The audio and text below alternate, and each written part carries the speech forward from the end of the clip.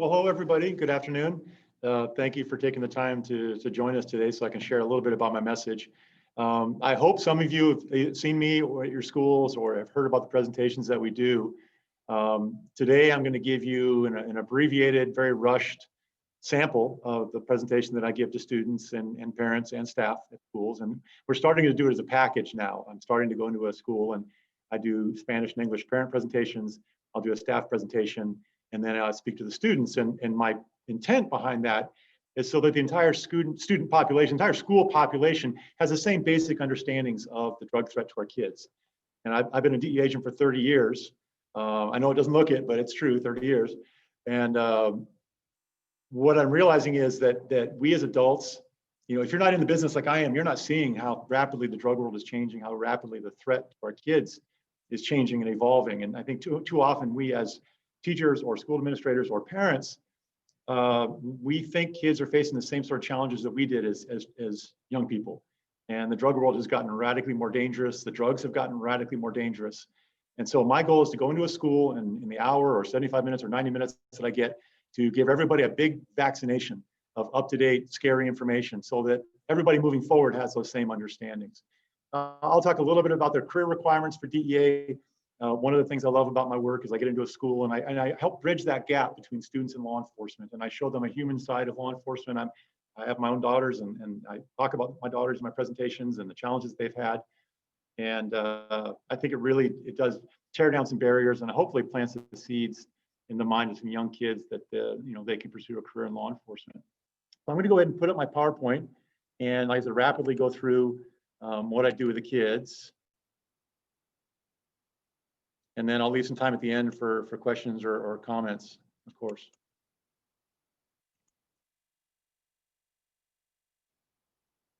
Okay, my PowerPoint doesn't want to start for some reason. I think my computer is trying to make it work. And of course, it worked while we were testing this. And Rocky, if you want to send it to me, you can definitely send it to me and I can put it up on my computer as well. It's too big of a file. Can I send it to you on Zoom? Yeah, you can put the link on there, sure. Yeah, no, that's not going to work either. Give me a second here. So in the meantime, the basic requirements for DEA agent are, I'm going to go back out to the screensaver to open it on my computer. And the basic requirements of a DEA agent are a 4-year degree. Any material, DEA does not have a requirement on degree area. You gotta have decent grades, don't have to have perfect grades. Can you see it now? No. No, okay, all right, stand by. Share screen.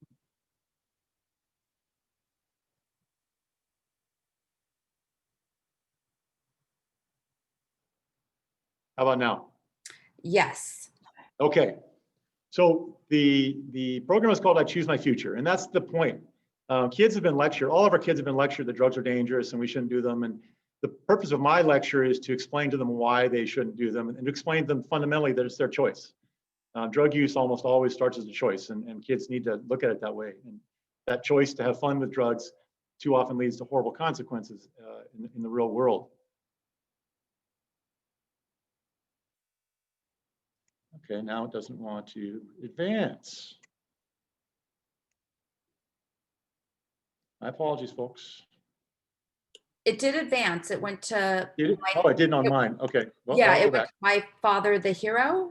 Okay, good. Okay. Are you back? Are we back? No, you need to share your screen again. Share screen again. All right. Like I said, I've been on the job a long time. I'm pre-technology. All right. Are we there? Yes, we are. Okay. So I always touch on the memory of Kiki Camarena. Some of you may be aware of him from the Narcos or a very recent documentary that came out on Amazon that's very controversial. But when I was in 1985, I was graduating from Francis Parker as a senior, and he was working in Mexico and was kidnapped and murdered. And it shocked me as a young man, and it really planted the seed that I could perhaps pursue that same career. And amazingly, just a short 5 years later, I was given my DEA badge and put to work. Did the screen change? Not yet. Why would that be?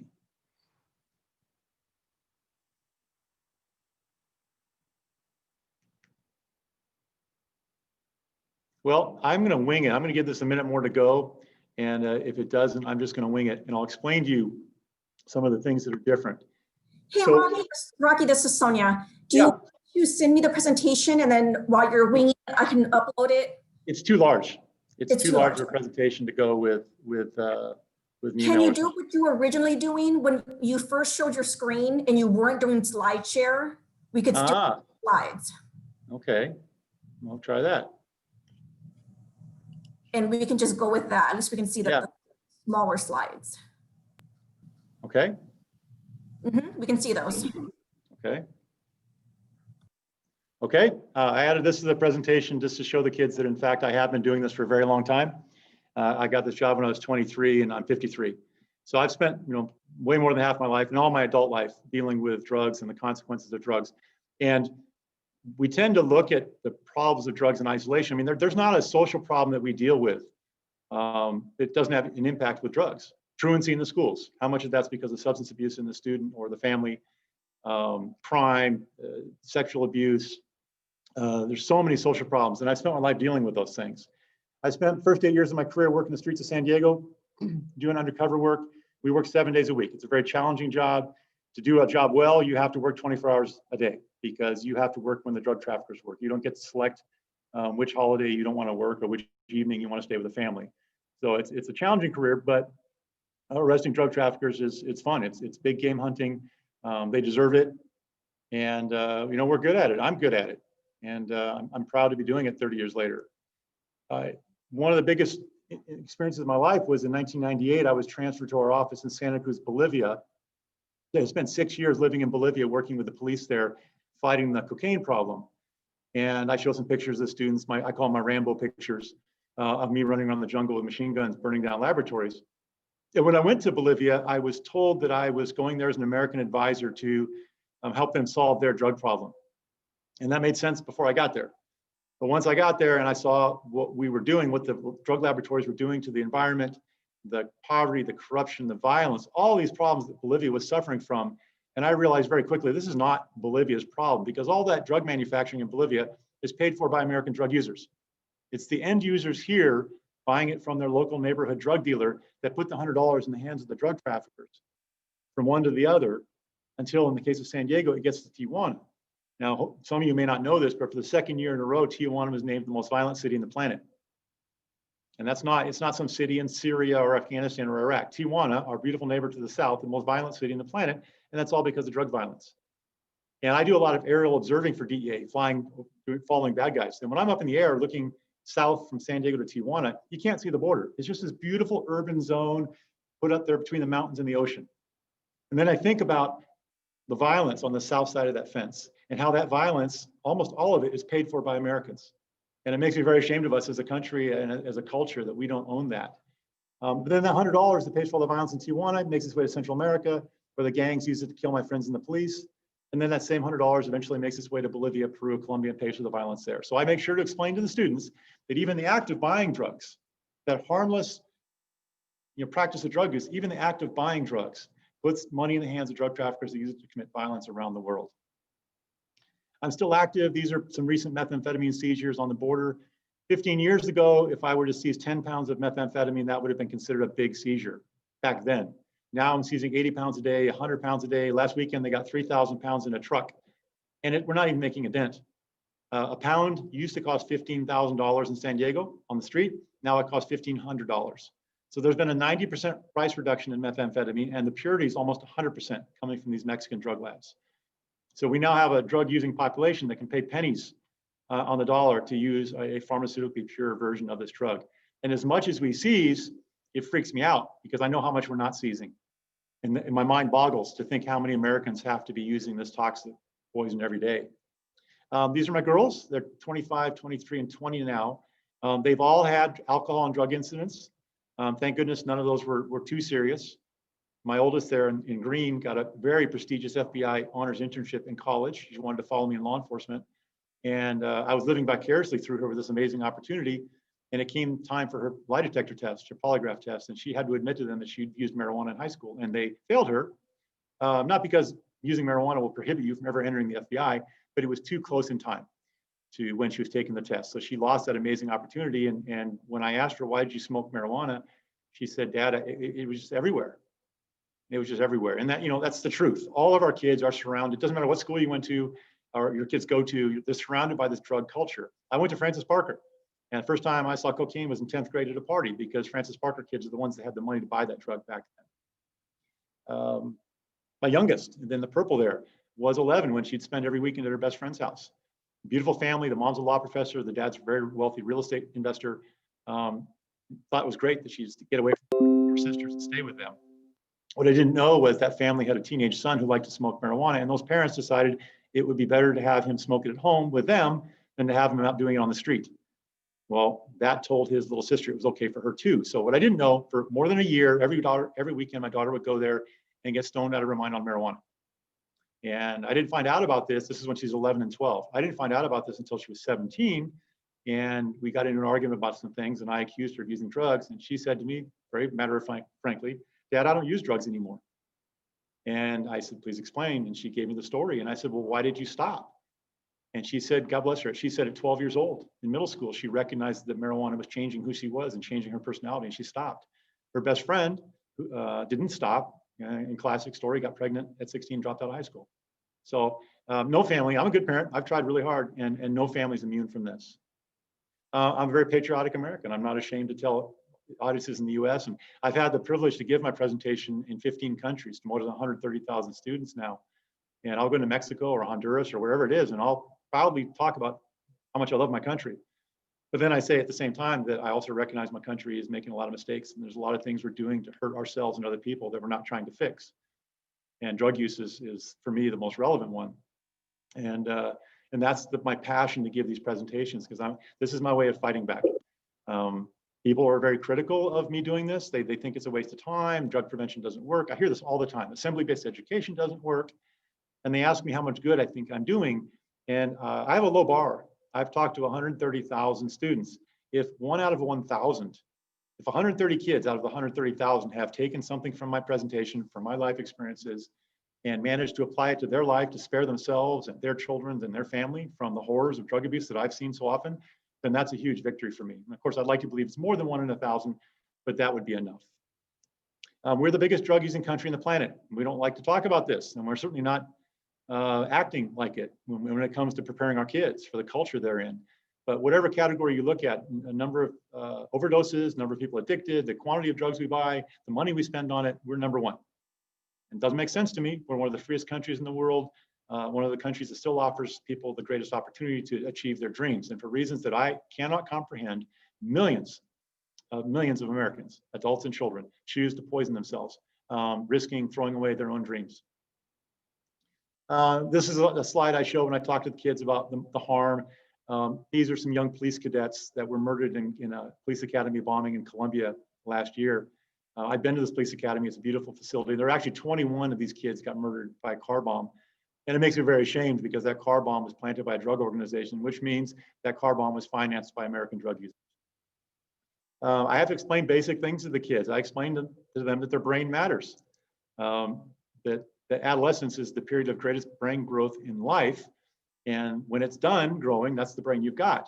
And I make the argument to kids that the brain is very, very fragile, and everything that makes them, every part of their personality, their emotions, their dreams, their hopes, their feelings is managed through these very complicated chemical processes in the brain.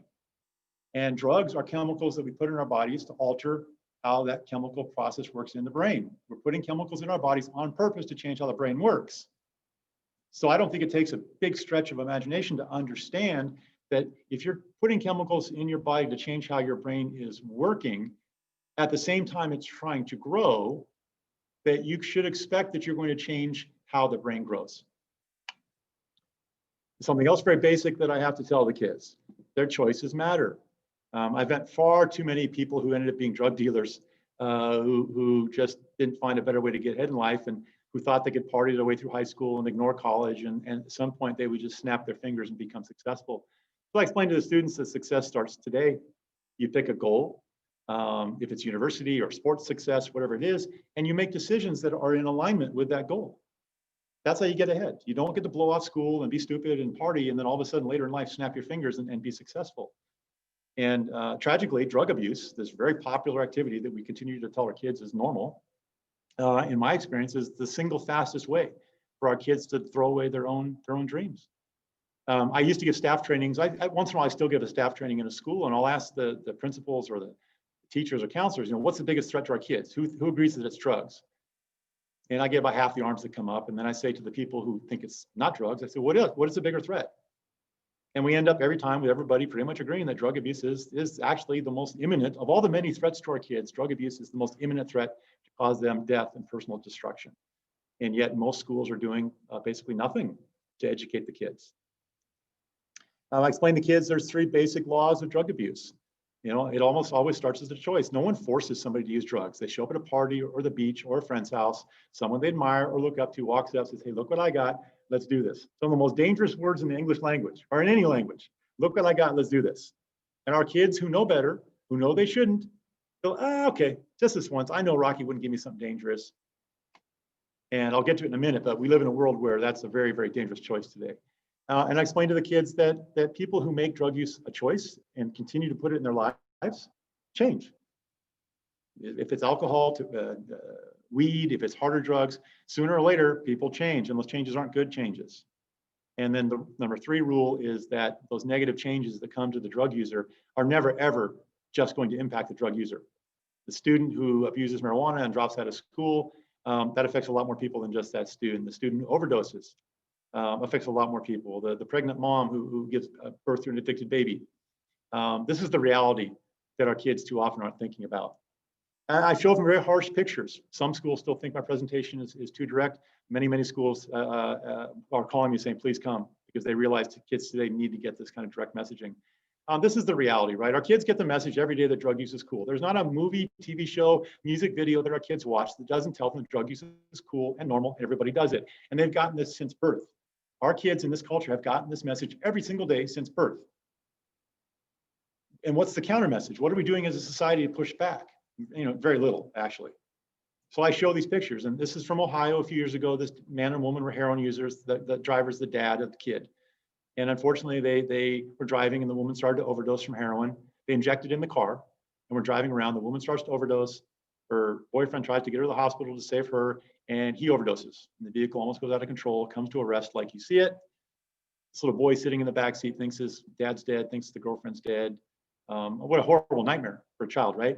When these pictures first came out, you couldn't see the kid's face. It was pixelated. I wanted to see what kind of emotion he had in the middle of this nightmare. So I dug in the internet and I found the original pictures, and you don't see any emotion on that kid's face. None. And that's horrible. And my explanation for that is this is his normal. He's seen this before. And he's severely emotionally damaged. A 4-year-old should be showing some emotion in this scenario, and this kid's not. And it's not his fault. It's the consequence of his dad's choice. The death numbers. When I started in DEA back in 1990, we were losing 10,000 Americans a year. That's a huge number. Still is a huge number. We lose about 10 to 11,000 a year in drunk driving, and we still consider drunk driving to be a big problem. In 2007, 13 years ago, when I started doing these, I looked and the number was 35,000 dying. And that shocked me. It blew my mind. I had no idea that it had climbed so much. And naively, I said, oh my God, the country is going to react. We're going to do something different. Oh, well, guys, 13 years later, I'm still waiting for that reaction. Because last year, the number was 72,000 dead. 72,000 dead in this country from drug abuse. And we're not really reacting. We talk about it. There's a headline now and then, but there's no big national effort to take a step back and ask ourselves what is causing these huge increases and how can we push back. I don't know how big the number has to get. I don't know if it has to get to 100,000, 250,000.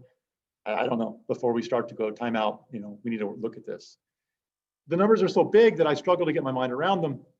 But just to give you some perspective, in the 20th century, we fought those 4 major wars: World War I, World War II, Korea, and Vietnam.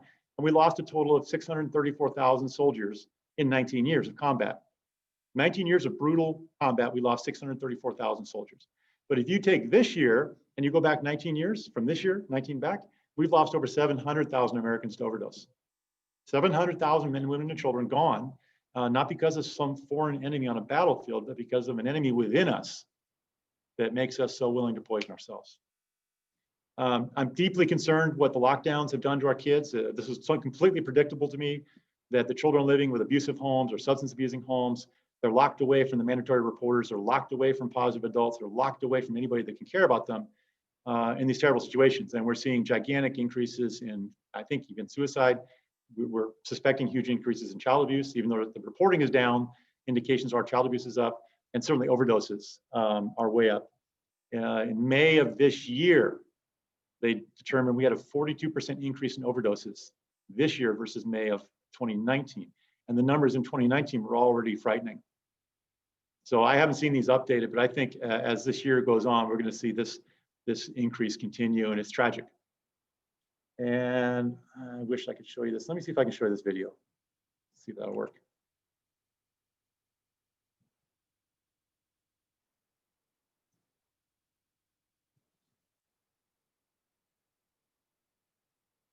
These are pictures of people who died from overdoses. So as you watch this, look at their faces and their smiles and think about the loss of hope and potential and beauty each of these overdose deaths represents.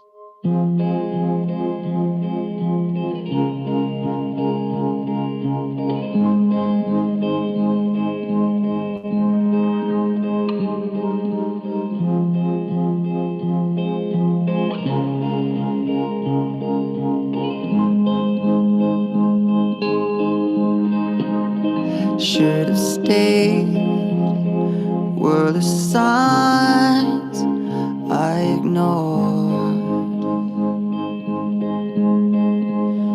Can I help you not to hurt anymore? We saw brilliance when the world was asleep. There are things that we can have but can't keep.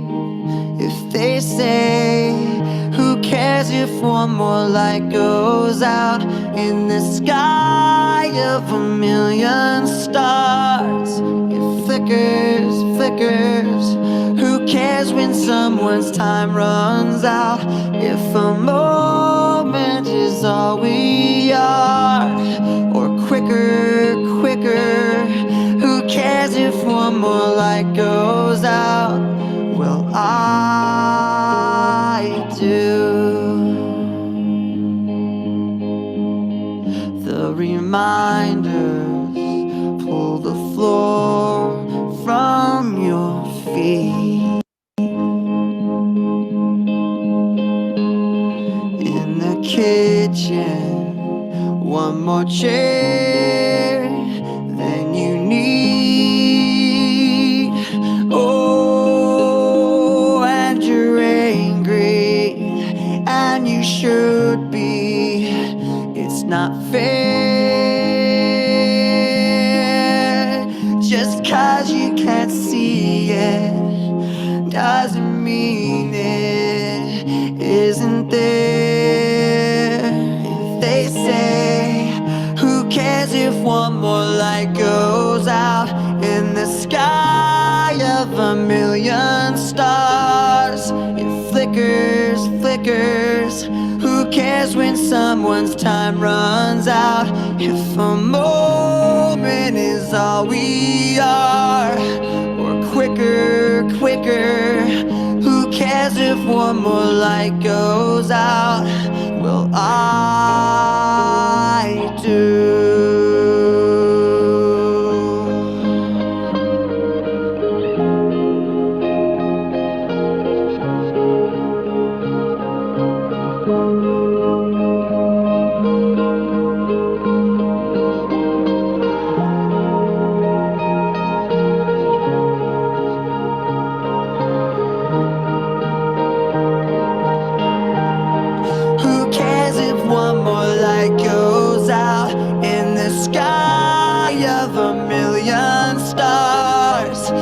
Flickers, flickers.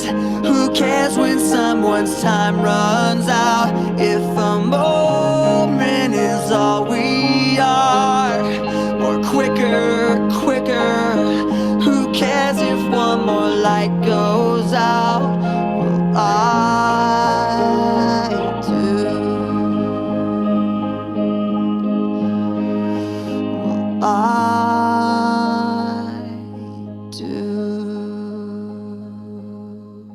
So welcome to America in 2020.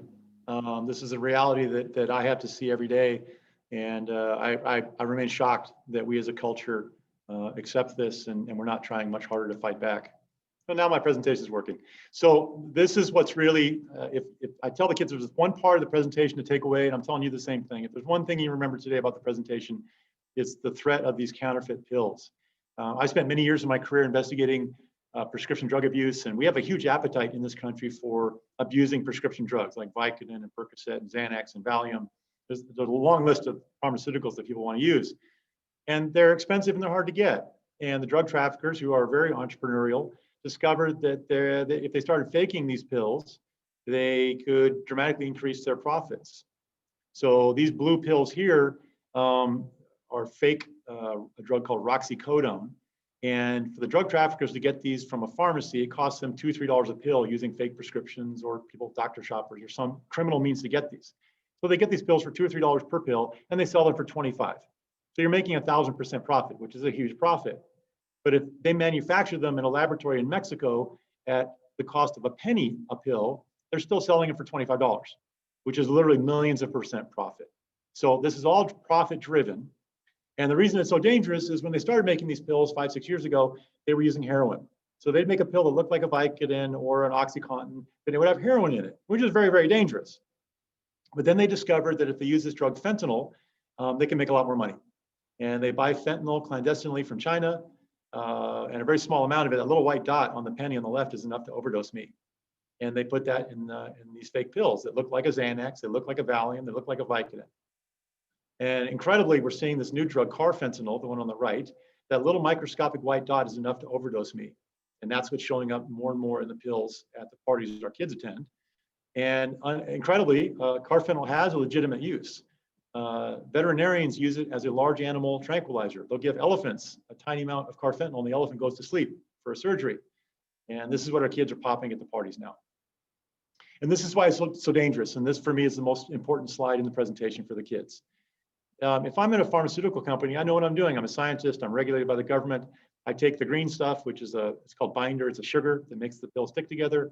I blend in the red substance, which is my medicine, and I blend it properly. And when I produce my pills, each pill has the same dosage. That's how you know what you're getting at the pharmacy.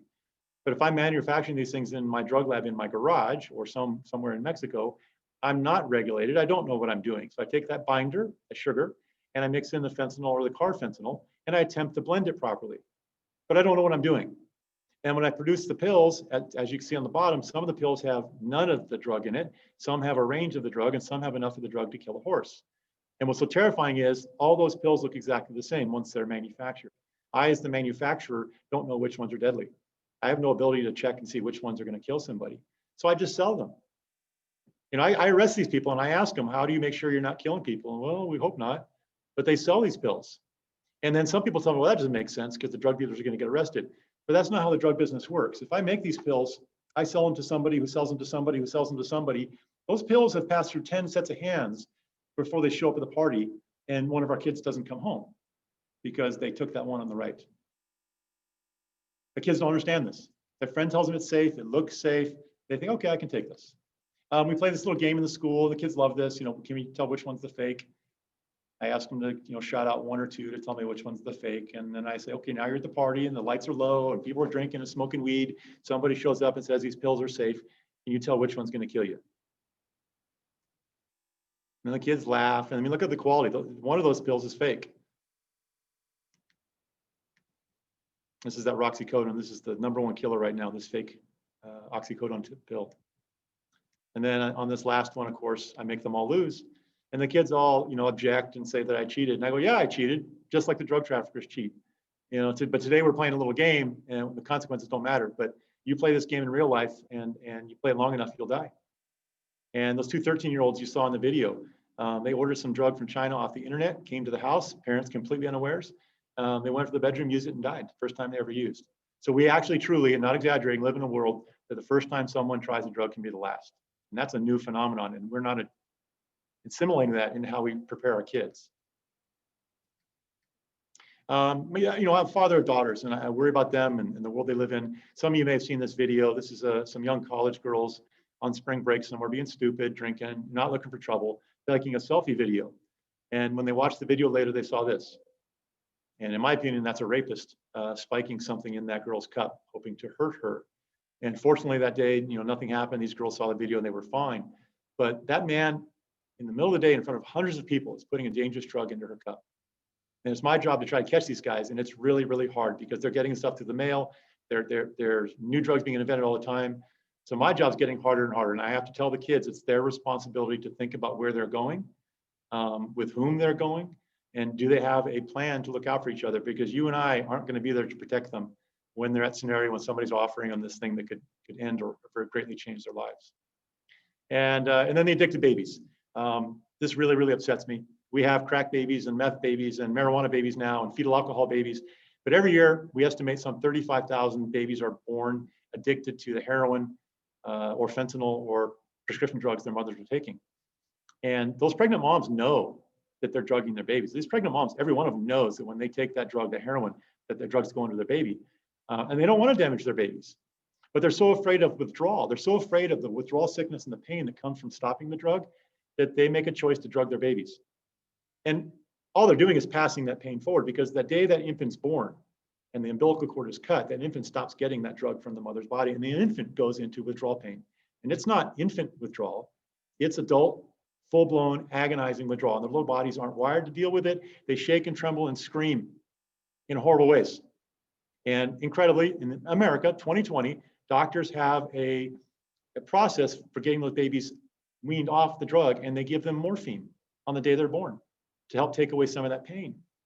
35,000 babies a year. And just to explain to the kids, a crying baby is always unsettling. And it's even worse when you know the baby, like this little girl, just days old, is in pain. Her jittery shakes and her shrill cry are very distinctive, and they last for days. Doctors know exactly what's to blame. Heroin. And I explained to the kids what morphine is, just so they understand the medicine we give the babies. I work with the Wounded Warriors here in San Diego, and when my young friend with the titanium legs stepped on a landmine at 19, that mine blew his legs off mid-thigh. And I explained to the students that when he landed on the ground, his fellow soldiers came over and gave him morphine. So the same medicine that we give a man literally blown in half on the battlefield is the medicine that we have to give to more than 35,000 babies born every year in our country. And we don't talk about it, and we don't work for solutions. And I don't understand. We in law enforcement have a defined job. It's arresting drug traffickers, taking their money, taking their drugs, taking them to jail. But we've also learned something. Every drug trafficker we arrest, there's two more stepping up to take the money. One of my best friends in DEA is the guy that figured out how to catch Chapo both times. I'm not making that up. He's actually my biggest supporter when it comes to giving these presentations, because there's already 5 more guys trying to become the next Chapo in Mexico. And there always will be if American drug users are willing to throw billions of dollars at them.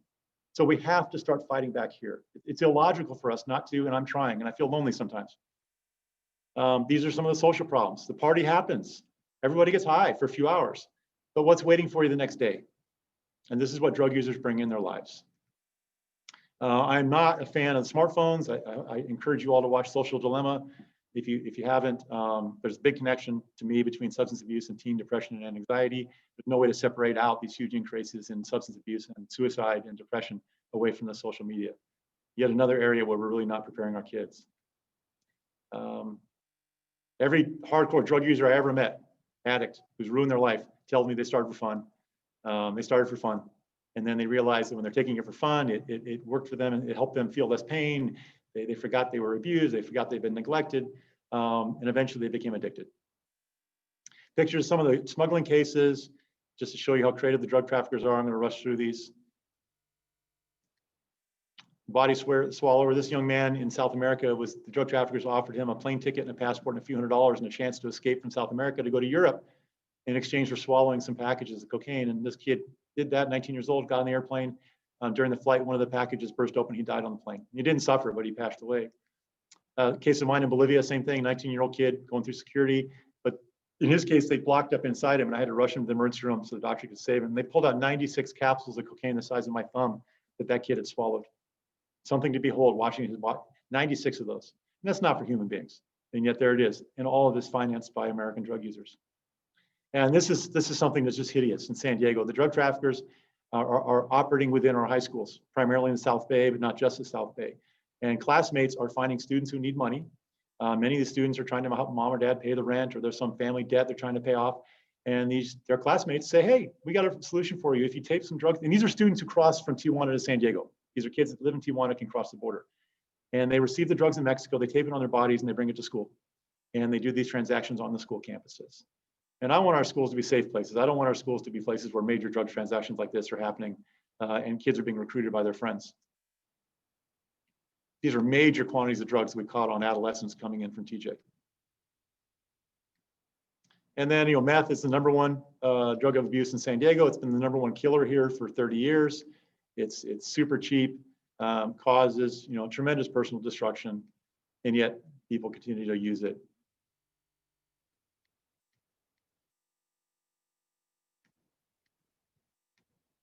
And I'll finish with this slide. These are some of the laboratories. Kids are influenced by popular culture. Breaking Bad, and I have to tell them Breaking Bad's a lie. That's not where this stuff is made. This is the laboratory it comes from. Nobody would eat food that came from a kitchen this disgusting and filthy, but this is where the chemicals come from that people put in their bodies. And every time I go to one of these sites, I shake my head. I can't understand how people could possibly pay the money to put this garbage in their veins, and yet there it is. And I finished at the presentation. I have a lot more stuff that I cover, but I finished talking about the potential, and I tell the students that I believe in them. I tell them that I'm present at their school that day because I believe in them, and I believe they can accomplish their dreams, and I believe they can work towards their goals. But it doesn't matter what I believe, it matters what they believe. And I need them thinking about that when they're at the party. And if they've made the choice for themselves, then go beyond themselves and encourage their friends to make those choices thinking about their futures. And this is my motivation. This is from Desmond Tutu. There comes a point where we need to stop just pulling people out of the river. We need to go upstream and find out why they're falling in. So that's my mission, to go upstream and try and keep a few kids from falling in that drug abuse river. And I need help.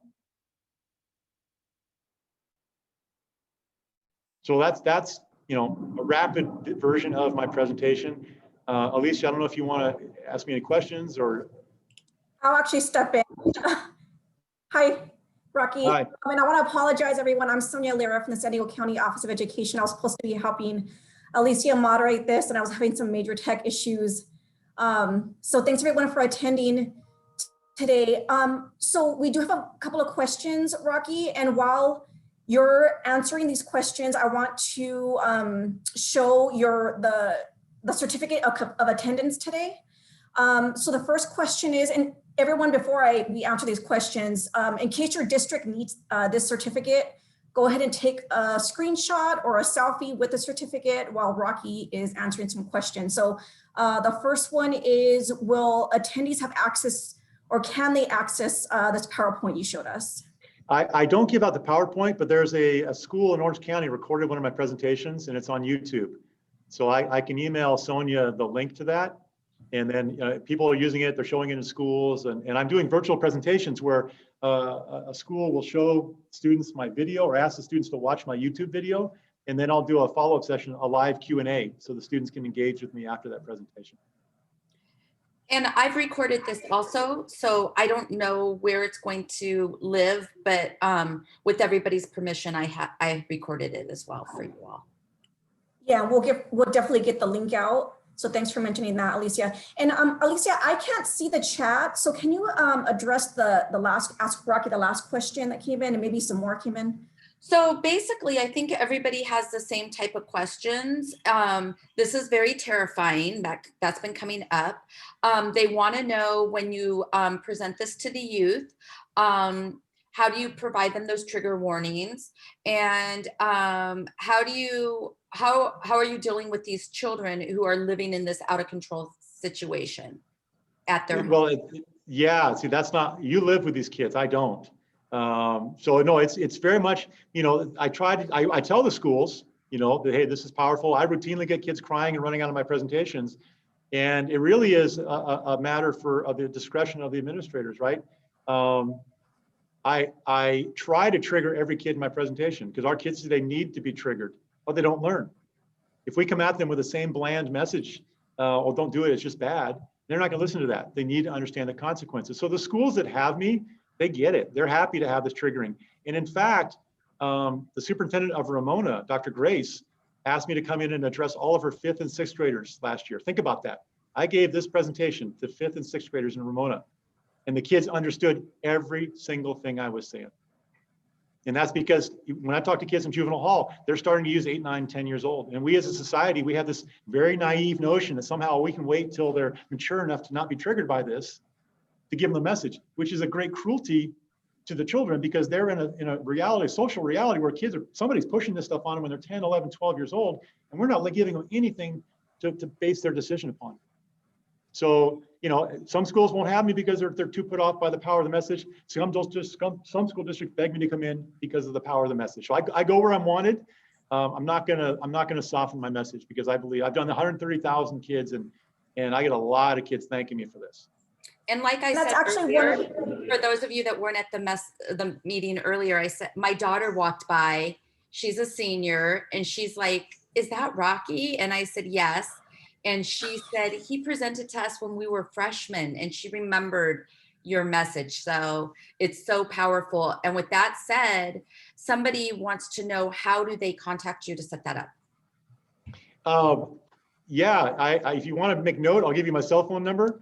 If you have a pencil, it's 619-666-4381. 619-666-4381. Contact me with a text or a call. I'll send you some links to the stuff that I have online. And we start a conversation if you want to try and bring me into a school or a classroom. And there's no group too small. I'll go to an individual classroom if that's what you want me to do. Rocky, can you say that again so I could type that into the chat, please? 619 666 666. 4381. Okay. Rocky, you're brave, because this is being recorded and you are probably gonna have a million phone calls. I give my number to drug dealers, so I'm not afraid of this audience. Okay. So one more thing, Rocky, is can you speak a little bit, maybe like 1 or 2 minutes, about Operation Prevention? Yeah, of course. And I will include the link in the chat.